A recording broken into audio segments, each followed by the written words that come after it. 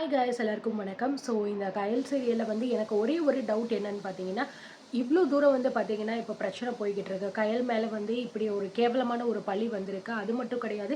Social media ஃபுல்லாக பார்த்தீங்கன்னா, இதுதான் இப்போ ட்ரெண்டிங்காக போய்கிட்டு இருக்கு. எங்கே பார்த்தாலும், யாரை பார்த்தாலும் கயலை தான் வந்து தப்பாக பேசிக்கிட்டு இருக்காங்க. இது அந்த பொண்ணு தானே, இந்த மாதிரி வந்து கள்ளக்காதலனோட சேர்ந்து வந்து புருஷனை கொண்டவ இவ தானே அப்படின்னு சொல்லிட்டு பார்த்தீங்கன்னா, ஊர் ஃபுல்லாக வந்து இதுதான் வந்து பேசிக்கிட்டே இருக்கு. ஆனால் இப்போ கயலுக்கு இப்போ தான் வந்து இந்த மாதிரி ஒரு டவுட்டே வந்து வருது. அதுவும் பார்த்தீங்க அப்படின்னா, நம்ம சக்தி மூலமா தான் வந்து இந்த டவுட்டே வருது. ஸோ சக்தியும் நம்ம கையில உட்காந்து வந்து பேசிக்கிட்டு இருக்காங்க. இந்த மாதிரி வந்து எழில நினைச்சு நம்ம கையில் ரொம்ப வந்து ஃபீல் பண்ணிக்கிட்டு இருக்காங்க. என் கையில் எங்க இருக்கு என்னோட எழில் எங்க இருக்கான்னே தெரியலையே. ஸோ இன்ன வரைக்கும் என்ன பார்க்கறதுக்கு வரமாட்டேங்கிறான். அவனுக்கு என்ன ஆச்சு ஏதுன்னு எனக்கு ஒண்ணும் புரிய மாட்டேங்குது. எனக்கு ரொம்ப பயமா இருக்கு சக்தி அப்படிங்கிற மாரி வந்து சொல்லும்போது, ஸோ நம்ம சக்தி தான் வந்து கயலுக்கு ஆறுதல் சொல்றாங்க. இங்க பாரு கயல், நீ வந்து எத நினைச்சுமே வந்து வருத்தப்படாத. இப்ப நடக்கிறது எல்லாமே வந்து அவங்கெல்லாம் பண்ண ஒரு சதி வேலை மட்டும்தான். ஆனா இது எதுவுமே வந்து உண்மை கிடையாது. ஸோ கூடிய சீக்கிரமே எழில் வந்து இந்த விஷயம் எல்லாத்தையுமே வந்து சரி பண்றதுக்கு நிச்சயமா வந்துருவாரு அப்படிங்கிற மாரி வந்து சொல்றாங்க.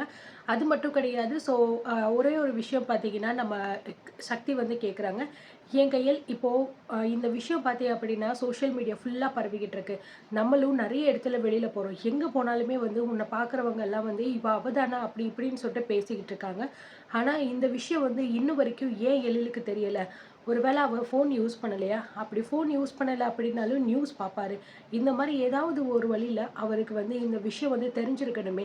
அப்படி இருந்துமே இன்னும் அவர் ஏன் வந்து ரியாக்ட் பண்ணாம இருக்காரு? ஒருவேள அந்த விஷயம் அவருக்கு தெரியாமயே வந்து இருக்கோ! அப்படிங்கிற மாரி வந்து நம்ம சக்தி வந்து கேட்குறாங்க.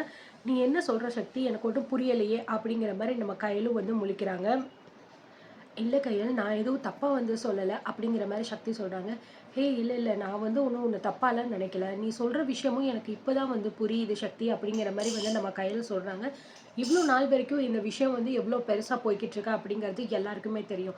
ஸோ யார் யாரோ வந்து ஊர்ல இருக்கிற எல்லாருமே வந்து உன்ன பார்த்தாலே வந்து இந்த மாரிலாம் பேசிக்கிட்டு இருக்காங்க. அப்படி இருக்கும்போது இந்த விஷயத்த வந்து எழில் ஒரு வேள பார்த்துருக்காரு அப்படின்னா, கண்டிப்பா வந்து இத பார்த்துட்டு அவர் அமைதியா இருக்க மாட்டாரு. நிச்சயமா அவருக்கு என்ன கோவம் இருந்தாலும் சரி, உன் மேல வருத்தம் இருந்தாலும் சரி, இந்த மாதிரி ஒரு பழி வந்துருச்சு அப்படிங்கிறதுக்காகவாவது அவர் வந்து உன்ன வந்து பார்க்கறதுக்கோ, இந்த பிரச்சனைய சரி பண்றதுக்கோ திரும்பி வந்திருப்பாருல்ல. ஆனா ஏன் இன்னும் வரைக்கும் அவர் வந்து திரும்ப வரல? அப்படிங்கிற மாரி வந்து ஒரு கேள்வி வருது. ஆ அதுதான் எனக்குமே வந்து புரியல. நீ சொன்னதுக்கு அப்புறம் தான் எனக்குமே அது ஒரு சந்தேகமா இருக்கு அப்படின்னு கயல் சொல்றாங்க. ஒருவேளை நம்ம எழில் வந்து அத பார்க்க முடியாத ஒரு சூழ்நிலையில இருப்பாரோ! அப்படிங்கிற மாரி சொல்றாங்க. நீ என்ன சொல்ற? எனக்கு ஒண்ணும் புரியலையே! அப்படிங்கிற மாரி வந்து சொல்லும்போது, ஆ எனக்கு ஒரு சந்தேகம் இருக்கு. நீ வா, வெளியில வா. நம்ம போய் எல்லார் முன்னாடியும் இத பேசி சந்தேகத்த தீர்த்துக்கலாம் அப்படின்னு சொல்லிட்டு, ஸோ கயல், சக்தி 2 பேருமே வெளியில ஹாலுக்கு வர்றாங்க. வெளியில ஹாலுக்கு வந்தவுடனே வந்து, என்ன ஆச்சும்மா?" அப்படிங்கிற மாரி வந்து நம்ம காமாட்சி கேட்கும்போது, "இல்லம்மா, எங்களுக்கு ஒரு சந்தேகம் வந்துச்சு. அத சரி பண்றதுக்காக தான் நாங்க வந்து பேச வந்திருக்கோம்." அப்படிங்கிற மாரி வந்து சொல்றாங்க. "என்ன தங்கச்சி, என்ன உங்களுக்கு சந்தேகம்?" அப்படிங்கிற மாரி மூர்த்தி கேட்குறாங்க. இல்லண்ணா, இப்போ வந்து கயல் பத்தி தப்பா வந்து சோசியல் மீடியால இந்த மாரி நியூஸ் எல்லாம் ஸ்ப்ரெட் ஆயிக்கிட்டு இருக்கு. அந்த விஷயம் யாருன்னே தெரியாதவங்க கூட வந்து கயல பார்த்தா, "இவ தான அவ" அப்படிங்கிற மாரி வந்து பேசிக்கிட்டு இருக்காங்க. இதுதான் வந்து இப்ப நடந்துகிட்டு இருக்கு.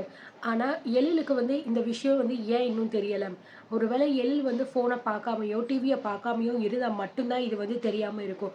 அப்படி இருக்கும்போது, எழில் எங்க இருந்தாலும் சரி, அவர் வந்து மொபைல் யூஸ் பண்ண சோசியல் மீடியாவ பார்த்தாலே வந்து இந்த மாதிரி கயலோட நியூஸ் வந்து வெளியில ஸ்ப்ரெட் ஆகுறது தெரிஞ்சு, நிச்சயமா வந்து அவருக்கு கோவம் இருந்துச்சுனாலும், வருத்தம் இருந்துச்சுனாலும், அது எல்லாத்தையுமே தூக்கி போட்டு கயலுக்காகவாவது அவர் வந்து கிளம்பி வருவாரு. ஆனா, ஏன் இன்ன வரைக்கும் எந்த விதமான ரியாக்ஷனுமே வந்து பண்ணாம இருக்காரு? அப்படி ஒண்ணும் வந்து கயல் ரொம்ப பெரிய தப்பு பண்ணிடலையே! என்ன வேணாலும் வரட்டும். நான் வந்து ஆனா கயல பத்தி நான் யோசிக்க மாட்டேன் அப்படின்னு சொல்ற அளவுக்கு வந்து எழில் நிச்சயமா இருக்க மாட்டாருன்னு சொல்லிட்டு நான் நினைக்கிறேன். அப்படிங்கிற மாரி சக்தி சொல்றாங்க. ஸோ அப்பதான் எல்லாருக்குமே வந்து யோசனை வருது. உண்மையிலேயே வந்து இத நாங்க யோசிக்காம விட்டுட்டோமே! நீ சொல்றதும் வந்து சரிதாம்மா. இவ்ளோ நாள் ஆகியுமே வந்து மாப்பிள்ளை எந்த விதமான ரியாக்ஷனும் இல்லாம வந்து இருக்காங்க. அப்படின்னா இது வேற ஏதாவது ஒரு பிரச்சனையா இருக்குமோ? ஒருவேளை மாப்பிள்ளைக்கு வேற ஏதாவது பிரச்சனை வந்திருக்குமா? இல்ல அவருக்கு ஏதாவது ஆயிருக்குமா? அப்படிங்கிற மாரி வந்து மூர்த்தி வந்து யோசிக்கிறாரு. ஸோ ஆமா அண்ணே, கரெக்ட். நீங்க சொல்றது தான் வந்து எனக்குமே வந்து தோணிக்கிட்டு இருக்கு. ஏன்னா நிச்சயமா வந்து அவர் வந்து ஆக்டிவா இருக்காரு அப்படின்னா, அவர் மொபைல யூஸ் பண்ணுவாரு. அப்படி இல்ல அப்படின்னா, என்னதான் பிரச்சனையா இருந்தாலும் ஒரு 2, 3 நாள் கழிச்சு வந்து சரி அப்படின்னு சொல்லிட்டு திரும்பி வந்துருவாரு. இல்ல நீங்க போய் பேசி கூப்பிட்டா கூட அவர் வந்துருவாரு எங்க இருந்தாலுமே. ஆனா இப்போ வரைக்குமே வந்து அவர் இருக்காரா? இல்லையா? அவர் மொபைல் ஃபோன் என்ன ஆச்சு?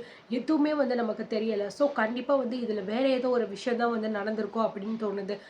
கயல் கூட வந்து சொன்னா இந்த மாதிரி வந்து எழிலுக்கும் ஒரு ஆட்டோக்காரருக்கும் வந்து சண்டை நடந்துச்சு. அந்த பிரச்சனையில இருந்தாரு அப்படின்னு சொல்லிட்டு. ஆமா, அவர் யாருன்னு தெரிஞ்சுக்கலாமா? அப்படின்னு சொல்லிட்டு சக்தி கேட்குறாங்க. ஐயோ! சக்தி அவர் வந்து வெளியாள்லாம் வந்து கிடையாது. எங்களுக்கும் அவர் வந்து சொந்தம் தான். தனம் அண்ணி இருக்காங்கல்ல, அவங்களோட தம்பி தான் அப்படிங்கிற மாரி வந்து ஆ நம்ம கயல் வந்து சொல்லிக்கிட்டு இருக்காங்க. ஓ! அப்படியா? இந்த விஷயம் அவங்களுக்கு எழிலுக்கு தெரியுமா? அப்படிங்கிற மாரி வந்து கேட்குறாங்க. இல்ல அவருக்கு தெரியாது அப்படிங்கிற மாரி சொல்றாங்க. ஸோ ஒரு வேள வந்து அவர் ஏதாவது பண்ணியிருக்கிறதுக்கு வாய்ப்பு இருக்குன்னு நினைக்கிறீங்களா? அப்படிங்கிற மாரி வந்து நம்ம சக்தி கேட்குறாங்க. ஸோ இத கேட்டோனே தனம் வந்து, ஐயோ! என்னம்மா நீ இப்படிலாம் வந்து பேசிக்கிட்டு இருக்க? என் தம்பி எதுக்கும்மா இதெல்லாம் வந்து பண்ண போறாரு? தேவையில்லாம நீ அவர் மேலலாம் வந்து பழிய போட்டுக்கிட்டு இருக்க. என் தம்பி அப்படிலாம் வந்து பண்ண மாட்டாம்மா அப்படிங்கிற மாரி வந்து தனம் வந்து பார்த்தீங்கன்னா, உடனே வந்து பேசுறாங்க. ஐயோ! அக்கா நான் எதுவுமே தப்பாலாம் வந்து சொல்லலக்கா. ஒரு வேள அந்த மாரி ஏதாவது இருக்குமோ அப்படின்னு கேட்கிறேன். ஏன்னா ஆரம்பத்துலேருந்தே அவங்க 2 பேருக்குள்ளயுமே வந்து செட் ஆகல. 2 பேருமே மாத்தி மாத்தி சண்டை தான் வந்து போட்டுட்டே இருந்திருக்காங்க. அதனால வந்து எழில் வந்து ராத்திரி நேரம் தான் வந்து கோச்சிட்டு போயிருக்காரு. அப்படி இருக்கும்போது, அவர் தனியா இருக்கிறத பார்த்துட்டு ஏதாவது பண்றதுக்கான வாய்ப்பு இருக்கு இல்லையா? அப்படிதான் நான் வந்து யோசிக்கிறேன். மத்தபடி நான் வேற எதுவும் நினைக்கல. அப்படிங்கிற மாரி சொல்றாங்க. ஸோ இத சொன்னோனே பார்த்தீங்க அப்படின்னா, இங்க மூர்த்திக்கும் வந்து ஒரு சந்தேகம் வருது. ஆமாம்மா, நீ சொல்றது வந்து எனக்கு அப்படித்தான் வந்து தோணுது. ஒருவேளை இவன் தம்பி தான் வந்து ஏதாவது வந்து நம்ம மாப்பிள்ளைய பண்றதுக்கான வாய்ப்பு கூட இருக்கும்.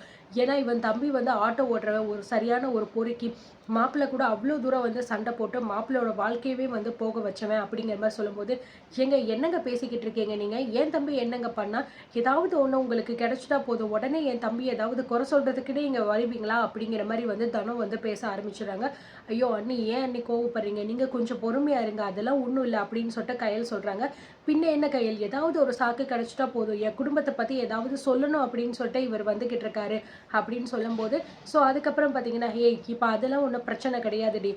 இப்ப மாப்பிள்ளைக்கு என்னாச்சோ அதுதான் நம்ம வந்து பேசணும்.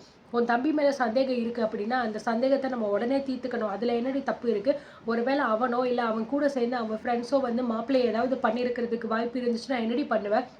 அப்படிங்கிற மாரி வந்து கேட்குறாங்க. ஸோ அன்புவுமே வந்து, "ஆமாக்கா, நீங்க சொல்றது வந்து எனக்கு சரின்னு தான் வந்து தோணுது. ஏன்னா மாமாவுக்கும் அந்த ஆளுக்கும் வந்து பிரச்சனை அப்படிங்கிறது ரொம்ப பெருசா இருந்துச்சு. அன்னைக்கு நைட்டு அவர் வெளியில போனதுக்கப்புறம் தான் வந்து எந்த விதமான தகவலும் கிடையாது. நீங்க சொல்ற மாதிரி மாமா வந்து ஒரு வேளை இருக்காரு அப்படின்னா, நிச்சயமா வந்து அவர் மொபைல பார்க்காம இருக்க மாட்டாரு. இல்ல கால் பண்ணாமலும் இருக்க மாட்டாரு. இவ்ளோ தூரம் வந்து அவர் கோபப்பட்டு போறதுக்கான ஒரு பெரிய விஷயம் கூட இது வந்து இல்ல." அப்படிங்கிற மாரி தான் வந்து அன்பு சொல்லிக்கிட்டு இருக்காரு. அப்போ பாரு கயல், நிச்சயமா வந்து எழில் வந்து இருக்காரு அப்படின்னா, அவரு இந்த பிரச்சனைய பார்த்துட்டு சும்மா இருக்க மாட்டாரு. உன்ன காப்பாத்துறதுக்கு வந்திருக்காரு. அப்ப இதுல வேற என்னமோ ஒரு விஷயம் நடந்திருக்கு.